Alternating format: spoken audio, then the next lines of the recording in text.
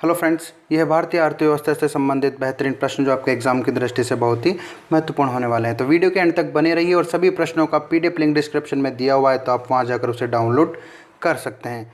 शुरू करते हैं आज का पहला प्रश्न। तो आज का पहला प्रश्न है, प्रथम बार रेल बजट को आम बजट से अलग कर प्रस्तुत किया गया था। तो इसका जवाब हो जाएगा सन 1924 में रेल बजट को आम बजट से अलग कर प्रस्तुत किया गया था। और इसके बारे में कुछ डिटेल देखें तो रेल बजट पेश करने की शुरुआत जो है वो 1924 में ब्रिटिश राजनेता विलियम्स एकवर्थ ने की थी भारत में। और स्वतंत्र भारत का पहला रेल बजट नवंबर 1947 में जॉन मथाई ने पेश किया था। जॉन मथाई जो थे वो स्वतंत्र भारत के पहले रेल मंत्री थे। अगला प्रश्न है, सर्वाधिक राजस्व प्राप्त करने वाले करों का सही क्रम है। तो इसका जवाब हो जाएगा ऑप्शन नंबर 1 पहले आएगा, 2 3 बाद में आएगा और फिर फोर्थ और फिर सेकंड, यानी कि पहले जो है निगम कर, फिर उत्पादन शुल्क, फिर सेवा कर और लास्ट में सीमा शुल्क। इसके बारे में कुछ डिटेल देखें तो केंद्र सरकार को प्राप्त होने वाले निगम कर का जो राजस्व में सर्वाधिक योगदान होता है और भारत में सर्वाधिक राजस्व की प्राप्ति उत्पादन शुल्क से होती है और केंद्र को सर्वाधिक निवल राजस्व की प्राप्ति सीमा शुल्क से होती है। अगला प्रश्न है, डिजिटल पेमेंट के विवाद को निपटाने के लिए किस निकाय को स्थापित करने का प्रावधान है। तो इसका जवाब हो जाएगा PRB, यानी कि पेमेंट रेगुलेटरी बोर्ड का गठन करने का प्रावधान है। अब PRB को देखें तो पेमेंट रेगुलेटरी बोर्ड को भुगतान नियामक बोर्ड भी कहते हैं और इसका गठन जो है भुगतान और निपटान प्रणाली PSS कानून 2007 के तहत किया गया है। अगला प्रश्न है, गार का उद्देश्य है, यानी कि GAAR का उद्देश्य है। तो इसका जवाब हो जाएगा उपयुक्त सभी, यानी कि विदेशी कंपनियों को कर चोरी करने से रोकना, देशी कंपनियों द्वारा कर चोरी के उद्देश्य से किए गए निवेश को रोकना, भारत निवेश का गंतव्य न बने, न कि कर बचाने के उद्देश्य से किए गए निवेश का गंतव्य स्थल बने, इसे रोकना है और कर बचाने के लिए अपनाए गए गलत तरीकों को हतोत्साहित करना ताकि भारत के कर राजस्व को बढ़ाया जा सके। अगला प्रश्न है, कर अपवंचन यानी कि टैक्स एविएशन के विरुद्ध सरकार ने किन देशों के साथ समझौता किया था। तो इसका जवाब हो जाएगा ऑप्शन नंबर 1, 2 और 5, यानी कि दक्षिण कोरिया, जापान और ताजिकिस्तान के साथ भारत ने समझौता किया था। अगला प्रश्न है, जीरो डिफेक्ट जीरो इफेक्ट यानी कि शून्य दोष शून्य प्रभाव जेड योजना के संबंध में असत्य कथन का चयन कीजिए। तो इसका जवाब हो जाएगा इनमें से कोई नहीं, यानी कि सभी कथन सत्य है। तो पहला कथन है, लघु एवं मध्यम उद्योगों को शून्य त्रुटि वाले उत्पाद बनाने के लिए प्रोत्साहित करने हेतु, ये भी सही हो जाएगा। मध्यम उद्योगों को ऐसे उत्पादों के निर्माण हेतु प्रोत्साहित करना जिसमें शून्य त्रुटि हो, ये भी सही हो जाएगा। और MSME को शून्य त्रुटि एवं पर्यावरण पर कम प्रभाव पड़ने वाले उत्पादों के निर्माण के लिए प्रोत्साहित करना। MSME की बात करें तो MSME की फुल फॉर्म होती है micro small and medium enterprises. ठीक है। अगला प्रश्न है, वर्तमान में GDP की गणना में शामिल है। तो कर जो है वो GDP की गणना में शामिल है। इसके बारे में थोड़ा डिटेल देखें तो भारत में GDP की गणना का आधार वर्ष 2011 और 12 है, जिसे 2017-18 करने पर विचार हो रहा है। अगला प्रश्न है, सर्वाधिक FDI यानी कि फॉरेन डायरेक्ट इन्वेस्टमेंट यानी विदेशी निवेश के संबंध में है ये। तो सर्वाधिक FDI आकर्षित करने वाले क्षेत्रों का सही क्रम क्या है, यानी कि सही क्रम में लगाना है। तो इसका जवाब हो जाएगा पहले ऑप्शन नंबर 3, फिर 2, फिर 1 और 4, यानी कि कंप्यूटर हार्डवेयर और सॉफ्टवेयर से सर्वाधिक FDI प्राप्त होती है। उसके बाद में विनिर्माण, फिर ऑटोमोबाइल और अंत में यहाँ जो ऑप्शन दिए हैं उनमें से दूरसंचार इसका जवाब हो जाएगा। अगला प्रश्न है, पॉलीमर नोट पायलट आधार पर किन शहरों में चलाए गए, यानी कि जो प्लास्टिक के नोट जो हैं वो पायलट प्रोजेक्ट के आधार पर किन शहरों में चलाए गए। तो इसका जवाब हो जाएगा ऑप्शन नंबर 1 और 5, यानी कि मैसूर और जयपुर में चलाए गए थे।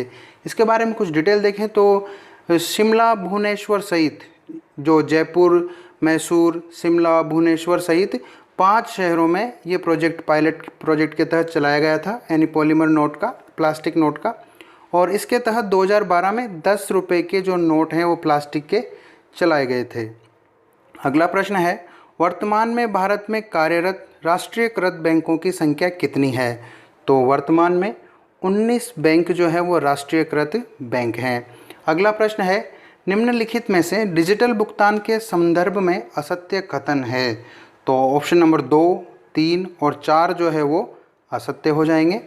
ऑप्शन नंबर 1 और 5 सत्य हो जाएंगे, यानी कि सरकार किसानों को रुपए कार्ड जारी करेगी, ये सत्य है।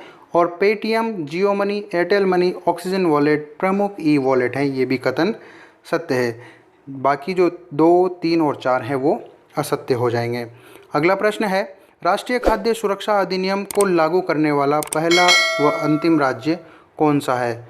तो पहला तो हो जाएगा पंजाब और अंतिम जो राज्य है वो तमिलनाडु, इसका जवाब हो जाएगा।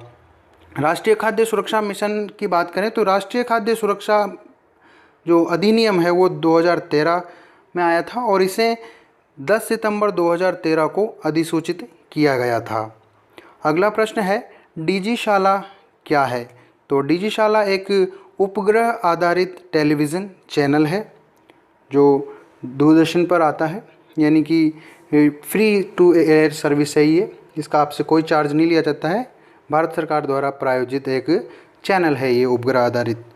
अगला प्रश्न है, आय घोषणा की समयावधि है, यानी कि आय घोषणा योजना जो है उसकी समयावधि कितनी है? तो इसका जवाब हो जाएगा ऑप्शन नंबर 2, यानी कि 1 जून से 30 सितंबर तक आय की घोषणा जो योजना है उसकी समयावधि है और ये 2016 में आयकर विभाग भारत सरकार द्वारा शुरू की गई थी। अगला प्रश्न है, देश के पहले अंतर्राष्ट्रीय एक्सचेंज में कारोबार किया जाएगा। तो जो भारत का जो देश का पहला अंतर्राष्ट्रीय इंटरनेशनल एक्सचेंज है उसमें शेयर, प्रतिभूतियां और बहुमूल्य धातु है उनका जो निवेश किया जाएगा उनके बारे में बताया जाएगा, उनका ही कारोबार किया जाएगा।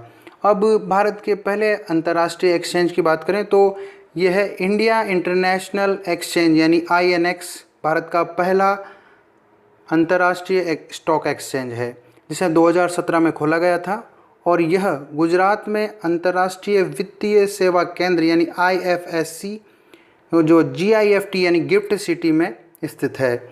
यह बॉम्बे स्टॉक एक्सचेंज BSE की पूर्ण स्वामित्व वाली सहायक कंपनी है। और अब गिफ्ट सिटी की बात करें तो ये गिफ्ट का फुल फॉर्म यहाँ पर होता है Gujarat international financial tech city. यह अहमदाबाद के समीप साबरमती नदी के तट पर स्थित है। अगला प्रश्न है, 5वें दौर की जनगणना के आधार पर भारत में कृषि कार्य में संलग्न जनसंख्या का प्रतिशत कितना था? तो इसका जवाब हो जाएगा 46% जो जनसंख्या है वो कृषि कार्य में संलग्न है। अगला प्रश्न है, भारत गेहूं का आयात करता है। तो भारत जो है वो ऑस्ट्रेलिया, यूक्रेन तथा रशिया से यानी कि रूस से गेहूं का आयात करता है। अगला प्रश्न है, इंडिया INX क्या है? तो ये एक अंतर्राष्ट्रीय एक्सचेंज है यानी स्टॉक एक्सचेंज है, हम पहले पढ़ चुके हैं। अगला प्रश्न है, प्रोजेक्ट इनसाइट है। तो प्रोजेक्ट इनसाइट का जवाब हो जाएगा उच्च मूल्यों के हस्तांतरणों का निरीक्षण करना, इसका जवाब हो जाएगा। प्रोजेक्ट इनसाइट जो है वो टैक्स चोरी को रोकने की एक तकनीक का इस्तेमाल करना है, यानी कि ये प्रोजेक्ट इनसाइट के तहत टैक्स चोरी को रोका जाएगा, ऐसी तकनीक का इस्तेमाल किया जाएगा इसके तहत। अगला प्रश्न है, फाइबर क्रॉप्स यानी कि रेशेदार फसलों में इनमें से किसे शामिल किया जा सकता है? तो उपयुक्त सभी जो इसमें फसलें दी हुई है वो फाइबर रेशों में शामिल की जा सकती हैं, यानी कि कपास, मेस्टा, शण और जूट, ये सभी रेशेदार फसलें यानी फाइबर क्रॉप्स हैं। अब मेस्टा की बात करें तो ये मेस्टा थोड़ा नया नाम है, तो मेस्टा को देखते हैं। तो मेस्टा जो है वो झारखंड में जूट की तरह उत्पादित रेशों को कहा जाता है। अगला प्रश्न है, भारत में NPK यानी कि नाइट्रोजन, फास्फेट और पोटाश के उपयोग का संतुलित अनुपात क्या है? तो इसका जवाब हो जाएगा ऑप्शन नंबर 3 यानी 4:2:1 इसका आंसर है NPK का अनुपात। अगला प्रश्न है, खाद्य सुरक्षा से तात्पर्य है। तो इसका जवाब हो जाएगा उपयुक्त सभी, यानी कि किसी देश की समग्र जनसंख्या को खाद्य की भौतिक उपलब्धि आवश्यक है खाद्य सुरक्षा के तहत। और अगला है इसमें ऑप्शन, आवश्यक खाद्य पदार्थों को हासिल करने की पर्याप्त क्रय शक्ति। तीसरा ऑप्शन जो है उपलब्ध खाद्य पदार्थ की गुणवत्ता और मात्रा दोनों रूपों में पर्याप्तता में होनी चाहिए। अगला प्रश्न है सार्वजनिक वितरण प्रणाली में किन खाद्य सामग्रियों का वितरण किया जाता है? तो गेहूं, चावल, चीनी, केरोसिन तेल, इन सभी का वितरण सार्वजनिक वितरण प्रणाली में किया जाता है। तो इसका जवाब हो जाएगा उपर्युक्त सभी। अगला प्रश्न है सार्वजनिक वितरण प्रणाली के उद्देश्यों में शामिल है? तो इसका जवाब भी उपयुक्त सभी हो जाएगा, यानी कि आवश्यक उपभोग वस्तुओं के समान वितरण द्वारा लोगों को संतुलित भोजन उपलब्ध कराना, ये भी सार्वजनिक वितरण प्रणाली का उद्देश्य है। साथ ही कीमतों के उतार चढ़ाव को कम करना, कमज़ोर वर्गों को आवश्यक उपभोग की वस्तुएं उपलब्ध कराना, ये दोनों भी सार्वजनिक वितरण प्रणाली के उद्देश्य हैं। अगला प्रश्न है पीडीएस के प्रमुख दोषों में शामिल है? तो पीडीएफ का प्रमुख दोष हो जाएगा ऑप्शन नंबर 3, यानी कि गरीबों की संख्या का दोषपूर्ण आकलन किया गया है। अब पीडीएस की बात करें तो पीडीएस का तात्पर्य है पब्लिक डिस्ट्रीब्यूशन सिस्टम, यानी कि सार्वजनिक वितरण प्रणाली। अगला प्रश्न है पटसन भवन स्थापित किया गया है? तो पटसन भवन जो है वो इसका जवाब हो जाएगा ऑप्शन नंबर 2, यानी कि पटसन भवन 1 सितंबर 2015 को कोलकाता में स्थापित किया गया था।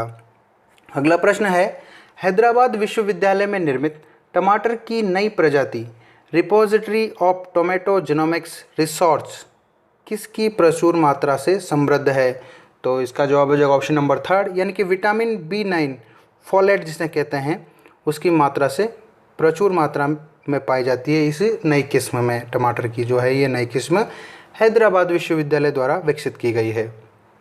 अगला प्रश्न है खाद्य सुरक्षा मिशन किन खाद्यान्नों के अतिरिक्त उत्पादन से संबंधित है?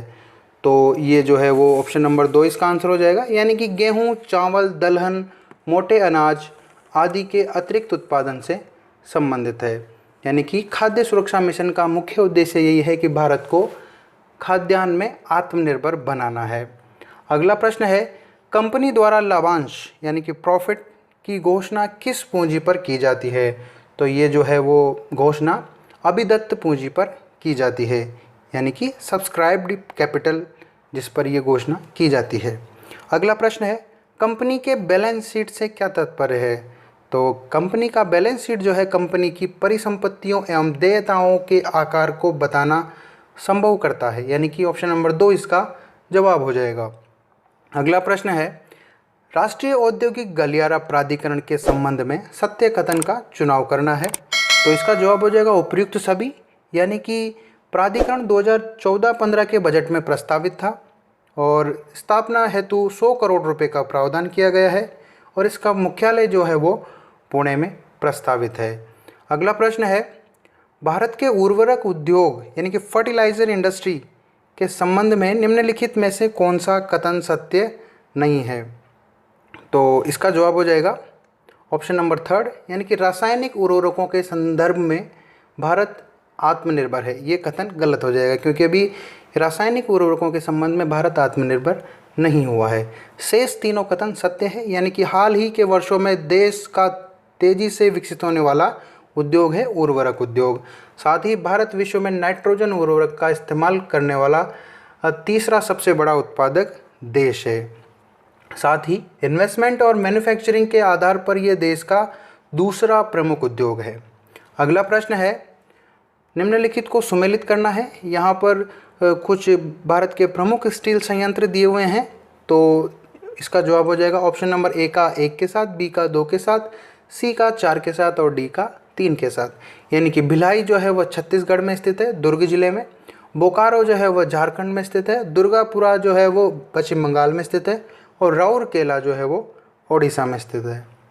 अगला प्रश्न है निम्नलिखित को सुमेलित करना है। एक तरफ नगर दिए हुए हैं और दूसरी तरफ उद्योग दिए हुए हैं, तो इसका जवाब हो जाएगा ए का 4 के साथ, बी का 3 के साथ, सी का 2 के साथ और डी का 1 के साथ। यानी कि कोयम्बटूर सूती वस्त्र से संबंधित है, राउरकेला लौह इस्पात से संबंधित है, कपूरथला जो है वो रेल डिब्बों के निर्माण से संबंधित उद्योग है यहाँ पर, और बैरोनी जो है वो तेल शोधन उद्योग से संबंधित है, तेल शोधन इंडस्ट्री से संबंधित है।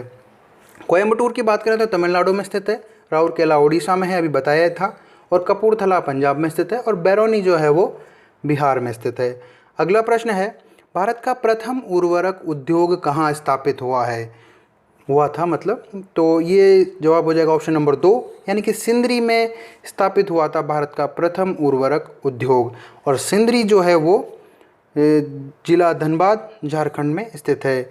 भारत का प्रथम उर्वरक उद्योग 1951 में स्थापित किया गया था, जहां पर 3 इकाइयां अभी वर्तमान में कार्यरत है। साथ ही सिंदरी जो उर्वरक उद्योग जो है वो एशिया का सबसे बड़ा उर्वरक संयंत्र है। अगला प्रश्न है, क्रिसिल है, यानी क्रिसिल क्या है, तो इसका जवाब हो जाएगा ऑप्शन नंबर 4, यानी कि कंपनी की साख की स्थिति का मूल्यांकन करने वाली एक रेटिंग एजेंसी है।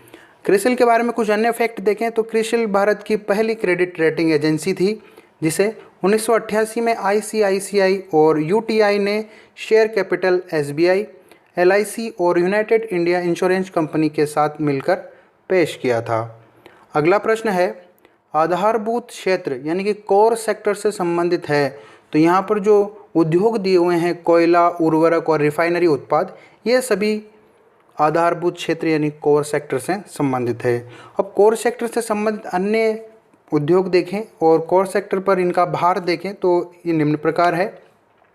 पेट्रोलियम रिफाइनरी उत्पाद 28.04% है, विद्युत उत्पादन 19.85% है, स्टील उत्पादन 17.92% है, कोयला उत्पादन 10.33% है और कच्चा तेल जो उत्पादन है वो 8.98% है।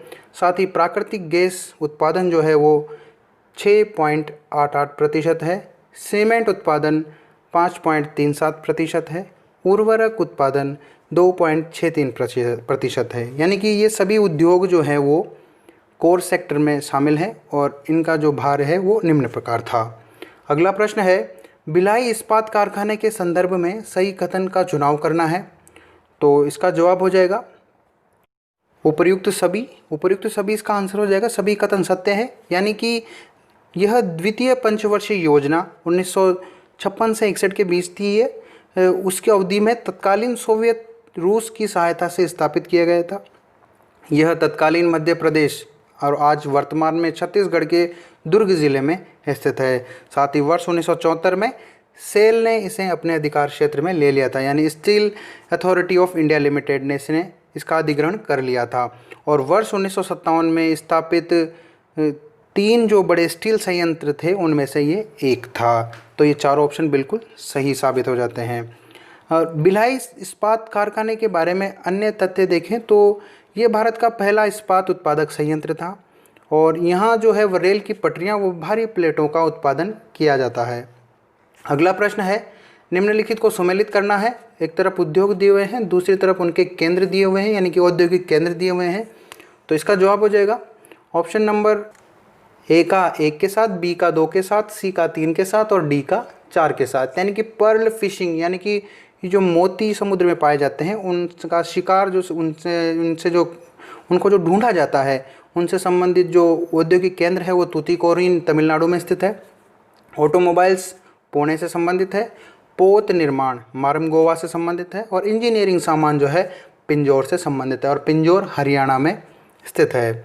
अगला प्रश्न है, इसे भी सुमेलित ही करना है। एक तरफ सीमेंट उद्योग दिए हुए हैं और दूसरी तरफ राज्य दिए हुए हैं। तो सिक्का जो है वो सिक्का जो सीमेंट उद्योग है, यानी कि सिक्का एक स्थान है, वो कहाँ स्थित है? गुजरात में स्थित है। कटनी मध्य प्रदेश में स्थित है और चुर्क जो है वो उत्तर प्रदेश में स्थित है और तिरुनेलवेली जो है वो तमिलनाडु में स्थित है। यानी कि इसका जवाब हो जाएगा ए का 1 के साथ, बी का 2 के साथ, सी का 3 के साथ और डी का 4 के साथ। अगला प्रश्न है, इसे भी सुमेलित करना है। एक तरफ स्थान और दूसरी तरफ उद्योग दिए हुए हैं, स्थान से संबंधित उद्योग हैं। तो इसका जवाब हो जाएगा ए का 2 के साथ, बी का 4 के साथ, सी का 1 के साथ और डी का 3 के साथ। यानी कि विशाखापट्टनम पोत निर्माण से संबंधित है, मुरी जो है वो एल्यूमिनियम उद्योगों से संबंधित है, गुड़गांव मोटर गाड़ी निर्माण से संबंधित है और पनकी जो है वो उर्वरक से संबंधित है। विशाखापट्टनम की बात करें तो ये आंध्र प्रदेश में स्थित है, मुरी झारखंड में स्थित है और गुड़गांव हरियाणा में स्थित है और पनकी जो है वो कानपुर जिला उत्तर प्रदेश में स्थित है। अगला प्रश्न है, सुमेलित करना है। तो एक तरफ यहाँ पर औद्योगिक केंद्र दिए हुए हैं और दूसरी तरफ उनसे संबंधित उद्योग दिए हुए हैं। तो इसका जवाब हो जाएगा ऑप्शन नंबर ए का 2 के साथ, बी का 3 के साथ, सी का 1 के साथ और डी का 4 के साथ। यानी कि आंवला जो औद्योगिक केंद्र है वो उर्वरक से संबंधित है, मोदी नगर रबर से संबंधित है और बाराबंकी जो है वो पॉलीफाइबर से संबंधित है और कानपुर जो है वो विस्फोटक उद्योग से संबंधित है। जो चारों औद्योगिक नगर यहाँ पर दिए हुए हैं वो उत्तर प्रदेश में स्थित है और यहाँ पर थोड़ा अटपटा लग रहा होगा आपका आंवला जो है वो बरेली यूपी में स्थित है। अगला प्रश्न है उद्योग बंधु, यानी कि उद्योग बंधु है तो उद्योग बंधु क्या है? तो इसका जवाब हो जाएगा ऑप्शन नंबर 4 यानी औद्योगिक इकाइयों की स्थापना में तथा संबंधित समस्याओं में सहायता करने के लिए एक एजेंसी है। अगला प्रश्न है किस नगर को इलेक्ट्रॉनिक सिटी के रूप में जाना जाता है? तो जो बेंगलुरु है कर्नाटक की राजधानी, उसे इलेक्ट्रॉनिक सिटी के रूप में जाना जाता है। अगला प्रश्न है भारतीय कालीन प्रौद्योगिकी संस्थान कहाँ स्थित है? तो ये भदोई में स्थित है और भदोई जो है वो उत्तर प्रदेश में स्थित है। अगला प्रश्न है इकोमार्क किस उत्पादन पर दिए गए एक प्रमाणन का चिन्ह है कि वह उत्पाद? तो इसका जवाब हो जाएगा ऑप्शन नंबर 2 यानी पर्यावरण की दृष्टि से अनुकूल है। यानी कि इको मार्क उसी प्रोडक्ट को दिया जाता है जो पर्यावरण की दृष्टि से सेफ हो और पर्यावरण को कोई नुकसान नहीं पहुंचाता है। अगला प्रश्न है सुमेलित करना है। तो एक तरफ सूची 1 और सूची 2 है, उपनाम दिए हुए हैं औद्योगिक शहरों के। तो ए का तो हो जाएगा 1 के साथ, बी का 3 के साथ और सी का 2 के साथ। यानी कि पूर्व का बोस्टन जो है वो अहमदाबाद को कहते हैं और सूती वस्त्रों की राजधानी मुंबई है और दक्षिण का मैनचेस्टर कोयम्बटूर को कहते हैं। सूती वस्त्र से संबंधित है, ये हम पहले बात कर चुके हैं कोयम्बटूर की। अगला प्रश्न है महारत्न कंपनियों में शामिल है। तो महारत्न कंपनियों में उपरोक्त सभी जो ऑप्शन दिए हुए हैं वो महारत्न कंपनियों में शामिल है। यानी कि भेल, भारत हैवी इलेक्ट्रिक लिमिटेड, गेल और एनटीपीसी जो है वो महारत्न कंपनियों में शामिल है। अगला प्रश्न है मंगला ऐश्वर्य और भाग्यम नामक स्थान किस क्षेत्र से संबंधित है? तो ये तेल की खोज से संबंधित है और जो ये सभी क्षेत्र हैं मंगला, ऐश्वर्य और भाग्यम, ये राजस्थान के थार के मरुस्थल में स्थित यानी बाड़मेर और जैसलमेर क्षेत्रों में स्थित स्थान हैं जिन पर तेल शोधन का काम यानी तेल की खोज का काम चल रहा है। अगला प्रश्न है यानी कि आज का अंतिम प्रश्न है ओएनजीसी हाल ही में निम्नलिखित में से किन स्थानों पर नई रिफाइनरी की स्थापना की योजना बना रही है? तो इसका जवाब हो जाएगा उपयुक्त सभी, यानी कि मंगलोर कर्नाटक, काकीनाडा आंध्र प्रदेश और बाड़मेर जो राजस्थान है वहाँ पर रिफाइनरी की स्थापना की योजना ओएनजीसी की है। आज का वीडियो आपको कैसा लगा? अच्छा लगा लाइक करें, शेयर करें, चैनल को सब्सक्राइब करें और सभी प्रश्नों का पीडीएफ लिंक डिस्क्रिप्शन में दिया हुआ है तो आप वहाँ जाकर उसे डाउनलोड कर सकते हैं। धन्यवाद।